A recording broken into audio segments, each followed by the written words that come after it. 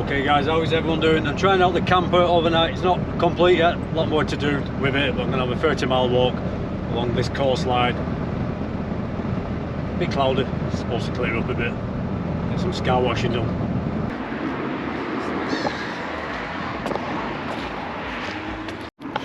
Okay guys, so this is where I'm up to so far with the van. Got it nice and cosy. Little detail, pictures up there, some lights running around there. Got electric. Using an inverter running from the car battery. I haven't got a power station yet. I'm going to hang on until I do some longer trips to get a power station. Also going to get a refrigerator. I've got the electric cooker there ready to be used, the gas cookers, all the storage, the stoves and everything are under the like shelving. I love this camo roofing stuff I put on. Makes it very cosy at night time when you're sat here. Water bucket, basin. There we go. I could pump in that, so we've got running water, that's great. The sleeping area, I'll just climb through there.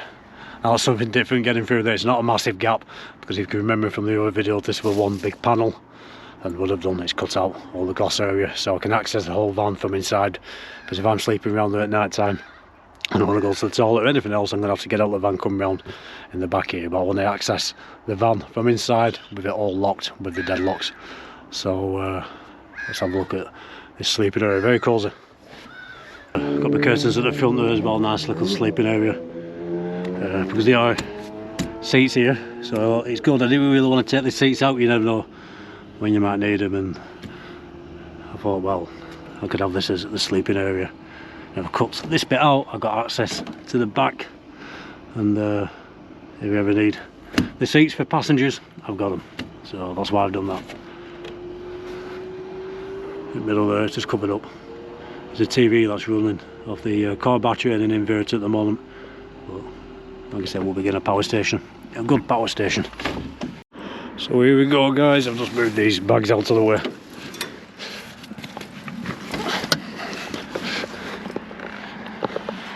There we go, blackout curtains right around. TV's covered up, blackout curtains to the back there, plenty. A very warm sleeping bags on self-inflating air mattress. So like I said, these curtains open up and you get through to the back, climb through there. It's not that much of a squeeze, but it's a lot better than having to go outside to get to the back, so it's all accessible. So like I said, blacked out curtains all around, very cosy. Oh yeah, I forgot to say under the bed as well, lots of storage, chairs, wood, there's everything under there. That's a great storage area, that's what I've used to level all this out. Put the self-inflating mattress on top, all leveled out, lovely and comfy. Brilliant.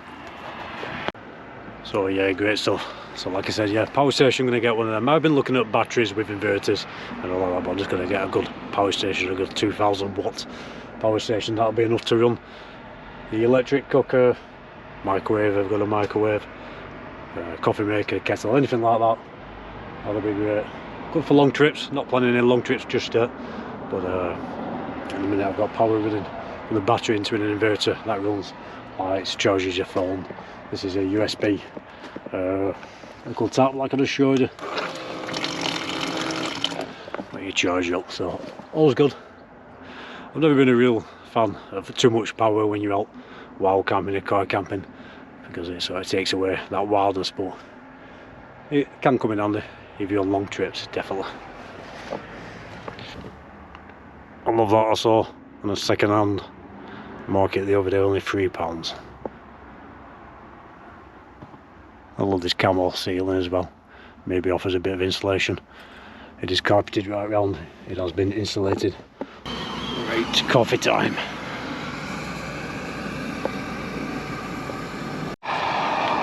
Two packets of jumbo king prawns cooking away in there. I'll have the noodles, some curry powder. I actually love this meal, it's so simple, it's not messy, you ain't got a fatty mess to clean up. I think it's my favourite one, love it. Easy, it only takes a few minutes.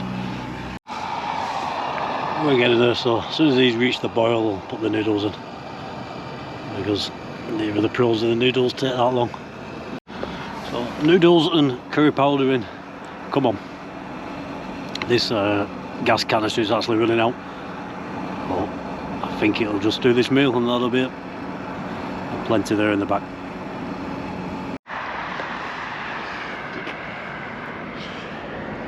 Nearly ready. Right, we are good to go there, guys. Well, recommend this meal, really do. King prawns, noodles and curry, so simple, takes minutes. Love it.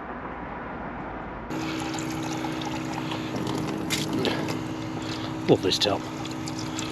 Some people put a sink in with a plug and a pipe running to a grey water storage tank. I don't see the need, just whiz it out, it's only water. So it's a bit overcast now, but there we go. Nice to try out a bit of cooking and a coffee in the camper. Lots more to do with that, like I said. In a power station and microwave, fridge, kettle. Never been a big fan of all your luxuries when going out camping. Prefer more of the wild side of things, but might as well get them in. If I'm going to do the job, might as well do it right for these longer trips. Make them more enjoyable. Just love being out, it's great. Peace and quiet. So yeah, Skywatch at the coast for a change. Not done that since Wales. That's where I was supposed to be this week, but the weather down there is terrible. Apparently, it's a lot of rain down there. It's a bit dry further north, so I'm on the northwest coast of England. They call it the Sefton coast. Stretch from Southport down to Formby and Crosby. It's a change from being up on them roads. I loved just trying out the camper van there, a little bit of cooking, a coffee. Lots more videos. Come not using that camper van, I'll be sleeping over. When this weather brightens up a bit more and dries up, and that'll make it worthwhile then. So this is one of the nature reserves in this area. It's a beautiful area, absolutely beautiful. You can see over towards Leven, St Anne's, Blackpool, if you're familiar with the area.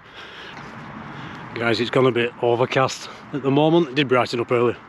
It's supposed to brighten up later. I'm going to have a wander, like I said, and then get these cameras set up. I've got the Psionics, I've got the P1000 to these skies. Hopefully we'll get some clear skies, see what we can film. If I get something unusual, obviously I'll show you. If I don't, I'll still uploading these videos. Upload those Skywatches, because quite often people see things in the video I miss. That's happened on nearly every video actually, so it's well worth doing. Okay guys, so I had a good walk, but I cut the Skywatch short. What a miserable night, very overcast, drizzly, a cold breeze, not a star to be seen. So what I'm going to do is tell you a couple of my personal sightings of unexplained things in them skies before I got interested in this subject and before I started the channel. These pictures showing on the screen are photographs taken by myself with the P1000, some of the sun and some of the moon coming up. So I'll start with my first sighting, which I didn't realise until I got older that maybe I had seen something unusual. I was a child, about 8-9 years old at the time, and I remember being out. We were camping down in Wales, and I saw what seemed like a large triangle crossing the skies. Now, I remember these 3 points of light. It was huge, it covered most of the sky, and it was a very starry night. And what I do remember was this thing was blacking out the stars. The stars are very bright down there in Wales on a dark night, and because it was blacking out these stars, it gave it the shape of this triangular object. I remember looking up, my mum and dad were there. I never said anything, I never thought much of it, never even wondered what it was until I got a bit older, and then I remembered this sighting and started to wonder what it could be. And then of course when I get into this subject, I realise a lot of people have seen similar things, large black triangles crossing the sky day, but especially at night and blocking out the stars, and people report it as having no sound whatsoever. Well, I can't remember any sound with this, it was silent, but there was definitely something crossing up there, and it didn't seem high. Thinking back at all, it didn't seem high at all. So if you've got any experiences with these triangles, let me know. My second sighting, now I was an adult now, but I am going back quite a few years when phones didn't have cameras on them, and unless you're purposely going filming or photographing something, you won't have a camera on you. What I was doing is driving back from York. I was driving to Manchester. If you know that stretch, it goes over the Moors, quite a remote area. It was summertime, I think around July, late evening. The sun was starting to set when I noted something glinting in the sky. When I looked up, I could see what looked like to me a disc, a silver disc maybe, with the sun glinting of it. So I pulled over, because I thought, what is that? I got out of the car, looked up, and I looked again at another area of the sky. I looked again at another area of the sky, because I could see more of these little silver discs. Now I'll explain it as maybe the size of a 5p.